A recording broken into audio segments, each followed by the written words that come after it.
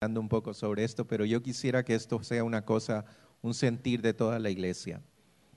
En el versículo 15, el Señor estaba yéndose al cielo luego de su resurrección, y entonces Él se aparece a los discípulos y a algunas otras personas, dice la Escritura que alrededor de 500 personas, pero de una forma especial a sus discípulos.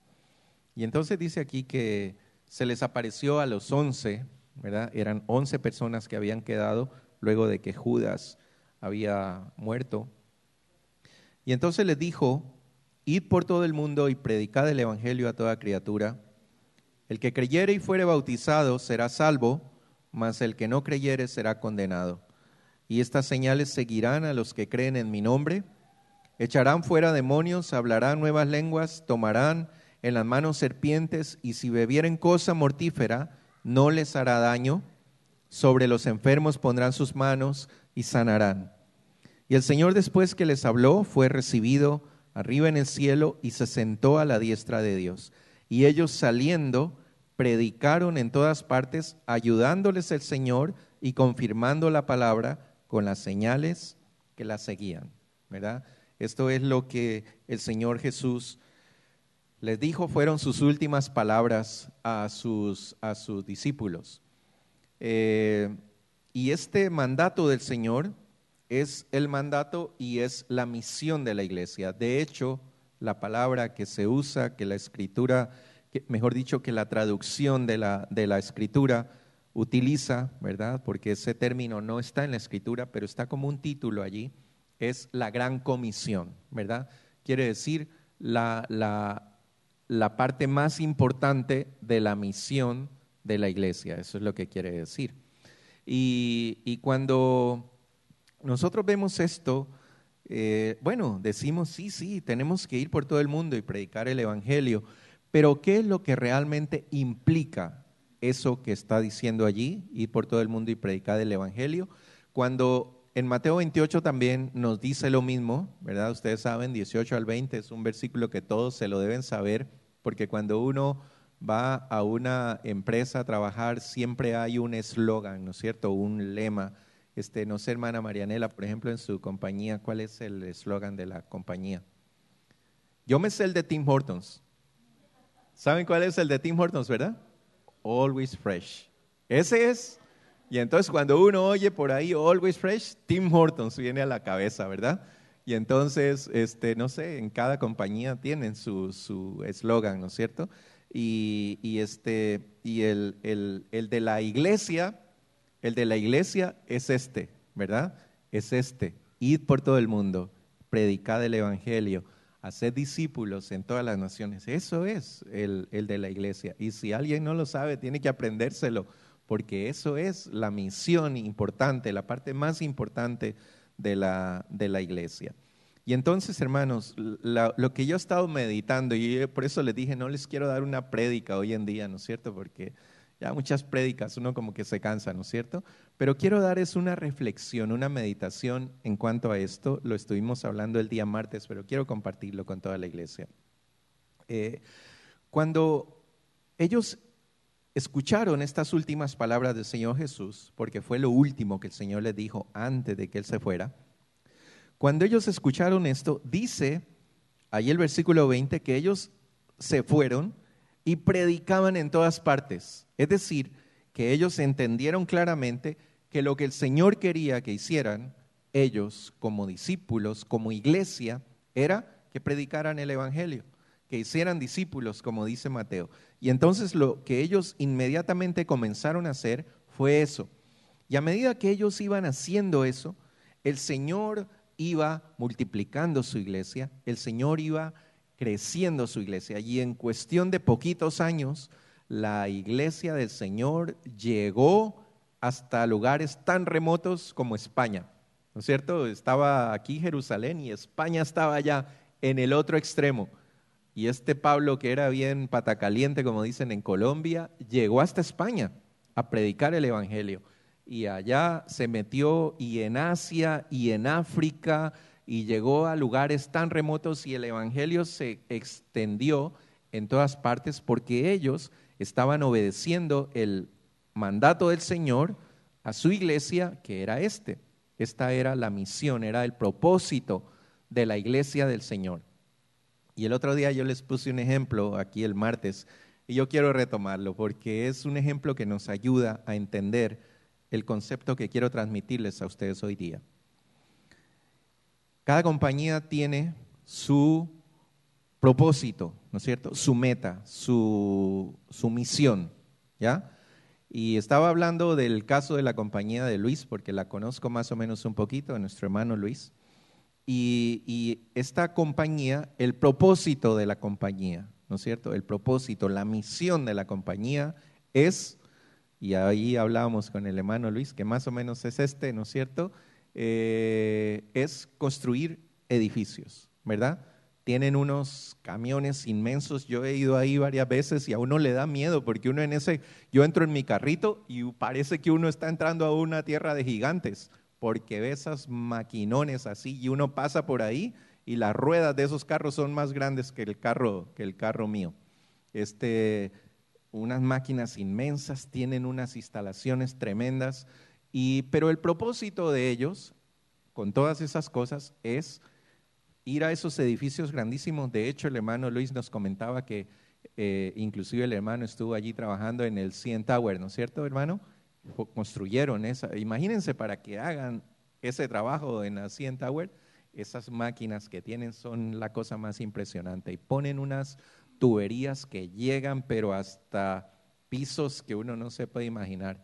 Esos creo que tuvieron algo que ver con los edificios de Mississauga también allí, esos que parecen que están torcidos pero no son, ¿no es cierto? Ellos también construyeron esos edificios. Es decir, el trabajo que ellos hacen es ese, es llegar allá a un edificio y construir edificios. Pero para hacer todo eso, ellos necesitan de logística, ¿no es cierto? ¿Qué es la logística? La logística es tener camiones, tener esos tubos grandísimos que van acoplando y llegan hasta esos lugares inmensos. Tienen un taller en donde sueldan, en donde arreglan, en donde desbaratan y vuelven a armar. Tienen una mecánica en donde reparan los motores de los carros o de las máquinas cuando se dañan. Tienen una cantidad de cosas, ¿no es cierto? Y todo eso es parte de lograr algo. ¿Lograr qué? Lograr construir esos edificios grandísimos, ¿ya? Ahora, ¿qué sucede cuando esta compañía, por ejemplo, tiene todos los camiones muy lindos, bien pintados, bien arreglados, todo funciona bien, los brazos funcionan bien, las tuberías están allí listas para ser acopladas, el taller, ahí donde trabaja el hermano Luis, ese taller siempre es nítido, yo no sé cómo le hacen, pero lo tienen así tan limpiecito y esos camiones entran hasta allá adentro, pero lo tienen limpio, ¿no es cierto? Entonces, si tienen limpio todo, si la contabilidad está perfecta, si la vigilancia del taller está muy bien, si las alarmas funcionan perfecto, si todo funciona bien y todo se hace correctamente, pero un detalle, dejan de construir edificios. ¿Por qué? Porque no hay contratos o por cualquier cosa, o porque el dueño dijo, ya no vamos a hacer edificios, vamos a tener todo aquí lindo, pero no vamos a hacer edificios. ¿Qué es lo que pasa? Alguien que me diga. ¿Qué pasa con esa compañía? Exactamente. La compañía se va a bancarrota, ¿no es cierto? Y es posible que al principio la compañía se pueda mantener, porque tienen activos, porque tienen cuentas en el banco, cuentas millonarias en el banco, porque tienen carros y de pronto pueden comenzar a vender carros y todas esas cosas, y la empresa por un tiempito se puede mantener, ¿sí? Pero si la compañía deja de hacer el propósito, la misión de la compañía, que es construir edificios para que la iglesia, la compañía se mantenga, en algún momento va a quebrar. Tarde o temprano va a quebrar.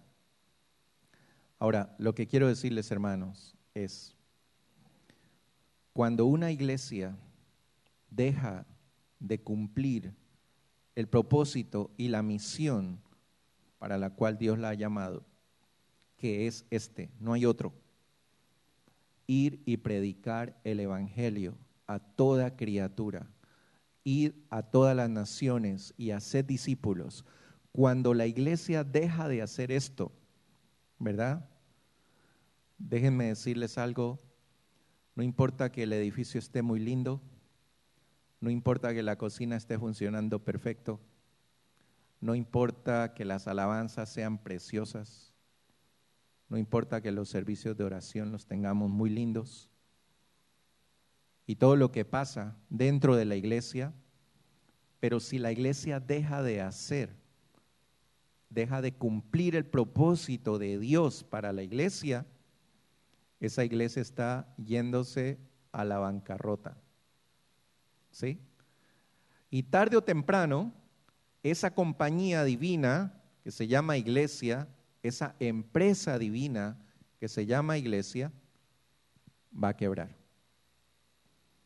Y entonces, dice el libro de los Hechos, ya viendo qué era lo que pasaba, después de que el Señor les dio esta orden, Hechos 5, a partir del 12, dice: y por la mano de los apóstoles se hacían muchas señales y prodigios en el pueblo, y estaban todos unánimes en el pórtico de Salomón. Y dice: de los demás ninguno se atrevía a juntarse con ellos, mas el pueblo los alababa, y los que creían en el Señor aumentaban más, gran número, así de hombres como de mujeres, tanto que sacaban a los enfermos a las calles y los ponían en camas y lechos para que al pasar Pedro, fíjense ustedes qué tremendo, esto me impresiona porque el Señor nunca hizo esto, ¿verdad? Que el Señor pasó y la sombra, al menos la Biblia no lo registra, posiblemente lo hizo, pero la Biblia no lo registra. Pero dice que cuando Pedro pasaba por ahí, dice, a lo menos su sombra cayese sobre alguno de ellos. Qué tremendo. Dice: y aún las ciudades vecinas, muchos venían a Jerusalén trayendo enfermos y atormentados de espíritus inmundos, y todos eran sanados. Y luego en Hechos 8, del 6 al 7, dice: y la gente unánime escuchaba atentamente las cosas que decía Felipe. Aquí está hablando de Felipe, oyendo y viendo las señales que hacía, porque de muchos que tenían espíritus inmundos, salían estos dando grandes voces, y muchos paralíticos y cojos eran sanados. El Señor nos ordena varias cosas dentro de la iglesia. El Señor nos ordena orar. Amén. El versículo dice: orad sin cesar. El Señor nos ordena leer la Biblia y estudiar la Biblia. Dice el Señor: escudriñad las Escrituras, ¿verdad? El Señor nos ordena reunirnos. Nos dice de muchas maneras: no dejando de reunirse, dice el Señor, no dejando de reunirse. La comunión, la unidad como iglesia es importante. Por eso venimos aquí y nos reunimos. Si eso no fuera importante, podríamos estar cada uno en nuestra casa, prender el internet y ver una prédica. Pero la orden del Señor es venir y reunirnos, ¿verdad? La orden del Señor es no descuidar la casa del Señor. El Señor dice que Él se molesta, Él se enoja cuando dice: cada uno corre a cuidar su casa, pero la casa mía está descuidada, dice el Señor. Todo eso el Señor nos pide hacer. Pero todo eso, hermanos, es parte de la logística que Dios quiere para lograr el propósito, que es cumplir la gran comisión. Y ese es el propósito de la iglesia. Yo he hablado con varios pastores en este tiempo, y todavía tengo unas reuniones pendientes por allí con unos pastores que no he visto hace algún tiempo y que queremos hablar. Pero el sentir de muchos pastores, ¿no es cierto?, es que las iglesias no están respondiendo como ellos quieren que responda. Y uno de los pastores en estos días me decía: hermano, mira, ahora en el verano la asistencia se me ha rebajado a más de la mitad, ¿no? Más de la mitad de la gente no viene en el verano. ¿Por qué? Porque el clima está lindo, porque el verano es muy cortito y porque hay que aprovecharlo para hacer todo lo que no se puede hacer en otra época del año aquí, ¿no es cierto? Pero eso, diría yo, es una parte de lo que realmente pasa, porque eso ocurre en el verano, ocurre en el invierno también, porque el día está muy frío, porque hay mucha nieve, porque la highway está peligrosa, por cualquier cosa, por cualquier pretexto.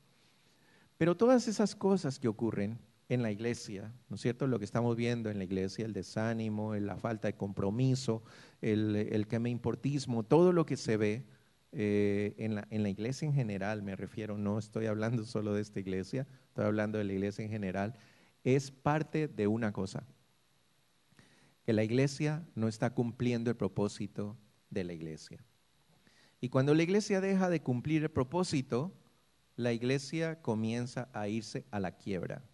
Va a llegar un momento en que esa iglesia va a quebrar, porque no está haciendo lo que tiene que hacer. Y si estamos preocupados de todas las otras cosas, está bien, es perfecto, tenemos que hacerlo, tenemos que reunirnos, tenemos que orar, tenemos que escudriñar la Escritura, tenemos que cuidar la casa del Señor, tenemos que hacer todo eso. Pero si no estamos haciendo todo eso para lograr lo que el Señor nos mandó, que es ir a todas las naciones y predicar el Evangelio y hacer discípulos, la iglesia está en quiebra. Y hermanos, es eso lo que Dios me ha estado hablando en este tiempo en cuanto a nuestra iglesia. No estamos cumpliendo el propósito por el cual Dios nos ha puesto. Y podemos tener reuniones hermosísimas, podemos estar todos los martes orando aquí, podemos tener servicios muy bonitos y prédicas muy lindas y escuelas dominicales chéverísimas, hermosas, como la que tuvimos hoy día, que yo aprendí cosas ahí también. Y no estamos logrando nada.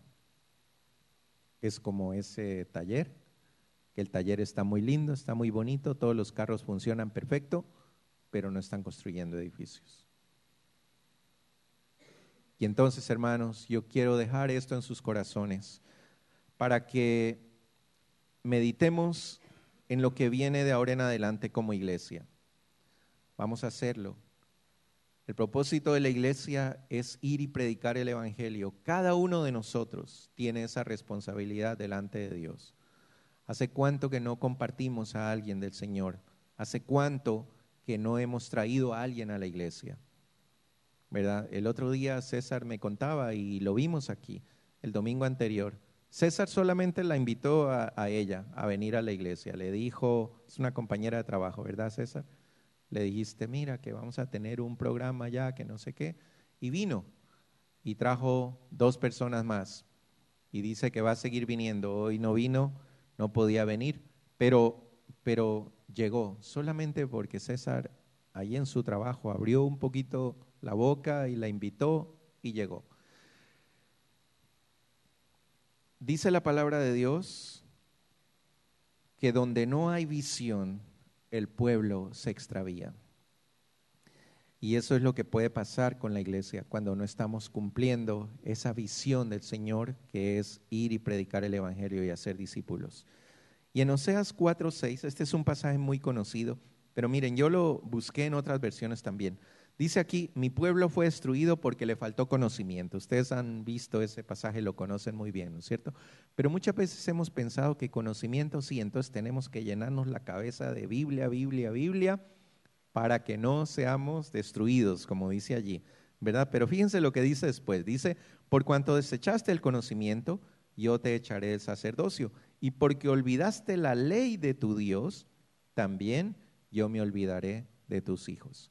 Entonces, fíjense, aquí ya está hablando de algo más. El conocimiento no es solamente llenarse la cabeza, sino el conocimiento es la ley de Dios, lo que Dios ordena, lo que Dios manda, lo que Dios nos ordena a nosotros. Y en otras versiones dice, mi pueblo se está muriendo porque no me conoce ni aplica mis leyes. Y eso es lo que puede pasar. Quería terminar con esta frase que me gusta mucho y quisiera que esto lo entendamos de forma que podamos aplicarlo en la iglesia en este tiempo que viene por delante. La gran comisión se logra, fíjense ustedes qué bonito esto, con los pies de los que van con las rodillas de los que oran y con las manos de los que dan. Amén. La gran comisión se logra de esas tres maneras. No necesariamente, muchas veces no siempre tienes que ir, pero hay que orar. Muchas veces no podemos hacer una cosa, pero podemos hacer otra. Y queremos retomar el tema de que nosotros somos una iglesia misionera. Iglesia misionera no quiere decir que vamos a ir a hacer misiones en Cuba o en Dominicana o en el África. Iglesia misionera quiere decir que vamos a predicar el evangelio a toda criatura, como dice la Gran Comisión. Y quisiera que en este tiempo retomemos esto. Hermanos, la responsabilidad es tan grande que yo he entendido esto de parte de Dios en este tiempo que he estado meditando en eso, que si no lo hacemos, la iglesia se está yendo a la quiebra. Y si alguien dice, ¿por qué no la gente no está viniendo? ¿Por qué algunos están yendo? ¿Por qué algunos están desanimados? ¿Por qué algunos como que no quieren trabajar? ¿Por qué? La respuesta es esta. Porque el momento que la iglesia deja de hacer lo que tiene que hacer, comienza a irse a la quiebra. Y no estamos hablando de una quiebra material, estamos hablando de una quiebra espiritual. Y esos corazones empiezan a desanimarse, empiezan a confundirse, empiezan a pensar en a dónde me voy, qué más puedo hacer. Esta iglesia como que ya no me convenció mucho, ¿no es cierto? Es eso, es parte de eso. Entonces, la respuesta a esa pregunta, hermanos, ¿qué es lo que está pasando? Es esto, es lo que dice el Señor. Lo que está pasando es que la iglesia está yéndose en quiebra porque no está haciendo lo que tiene que hacer. Y todo puede estar muy bonito, tenemos la casa muy bonita, la casa está bien, funciona bien. Tenemos reuniones de oración todos los martes, tenemos servicios todos los domingos, los instrumentos funcionan bien, las alabanzas son bonitas, todo eso. Pero si no estamos haciendo todo lo demás, todo eso no tiene sentido, porque el Señor quiere que hagamos todo eso para cumplir la gran comisión. Y eso es lo que quisiera dejar en su corazón. La gran comisión se logra con los pies de los que van, las rodillas de los que oran y las manos de los que dan. Y quisiera que cada uno de nosotros, miren, cuando el Señor habló aquí con la gente, no llamó a todas las multitudes que lo seguían, llamó a 11. Y dice que inmediatamente esos 11 se pusieron a predicar y trastornaron el mundo. Y la iglesia del Señor comenzó a crecer. Aquí estamos más de 11. Pero lo que el Señor necesita es que entendamos lo que estos 11 entendieron. Cuando entendamos eso y cuando lo creamos y cuando lo apliquemos, ¿verdad? La empresa divina llamada iglesia va a salir de la quiebra. Amén. Vamos a orar, vamos a poner en manos de Dios una vez más esta iglesia y que la palabra de Dios penetre a nuestro corazón y se haga carne en nuestra vida, que podamos entender lo que realmente Dios quiere que hagamos. Padre Santo, te queremos dar gracias en este día, porque tú eres un Dios de pactos. Tú has hecho un pacto con nosotros, Señor, como personas, como familia y como iglesia. Y este pacto que tú has hecho con nosotros como iglesia es de que tú estarás con nosotros todos los días hasta el fin del mundo y que nosotros hagamos lo que tú quieres que hagamos como iglesia. Tú nos has ofrecido darnos el poder de tu Santo Espíritu, nos has ofrecido darnos los recursos que necesitamos, que aunque no los tengamos, Señor, tú eres el dueño del oro y de la plata. Tú nos has ofrecido tantas cosas, Señor, para que nosotros podamos cumplir esta gran comisión que tú nos encomiendas. Tú has ofrecido que pondremos las manos sobre los enfermos y sanarán, que podemos echar fuera demonios, que podemos hollar escorpiones y serpientes, que podemos inclusive llegar a tomar cosas que la gente piensa que nos puede hacer daño. Pero tú vas a estar allí con tu gran poder. Tú vas a estar allí para levantarnos, para que todas esas señales y maravillas sean hechos a través de aquellos que creen y que confían en ti y que están siendo obedientes a tu mandato de predicar el Evangelio. Señor, no queremos nada para nosotros, queremos que toda la gloria sea para ti. No queremos lograr algo para nosotros mismos, queremos lograr algo para el reino de Dios. Y en el nombre de Jesús te pedimos, Señor, que de la misma forma como tú ofreces darnos ese poder, de la misma forma tú seas cubriéndonos, Señor, como un escudo protector para protegernos de las obras que el enemigo ha hecho y sigue intentando hacer para destruirnos como iglesia, como familias, como personas. En el nombre de Jesús te pido que seas tú rodeándonos y que la protección tuya esté sobre cada uno de nosotros y sobre esta iglesia. Que la unción de tu Santo Espíritu nos cubra y que seas tú dándonos el poder y la fuerza, inquietando nuestros corazones y motivándonos, Señor, para que podamos cumplir esta gran comisión que tú nos encomiendas cumplir cada día. Gracias, Señor, por este día, gracias por esta iglesia tuya, gracias por tu bondad, por tu amor y por tu misericordia. Y pedimos, Señor, tu bendición en el nombre de Jesús, en el nombre de Jesús.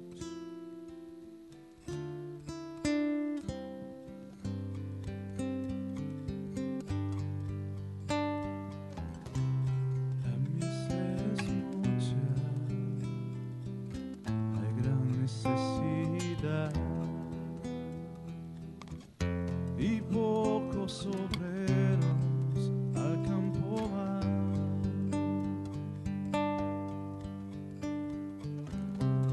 Hoy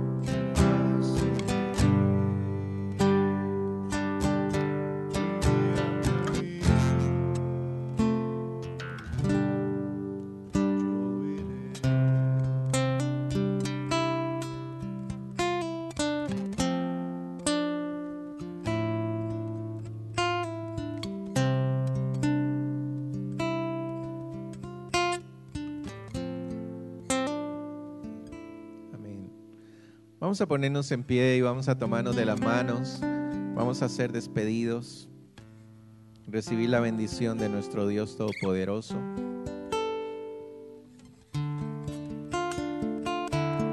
Hoy tenemos un cumpleaños.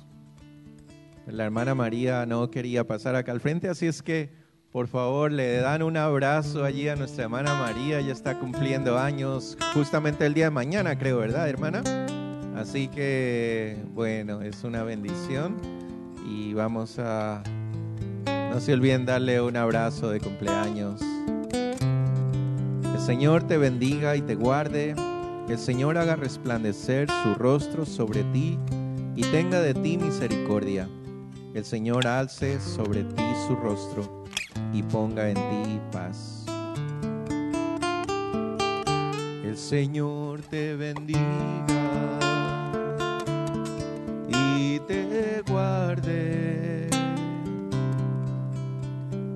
haga resplandecer su rostro sobre ti. El Señor te bendiga y te guarde,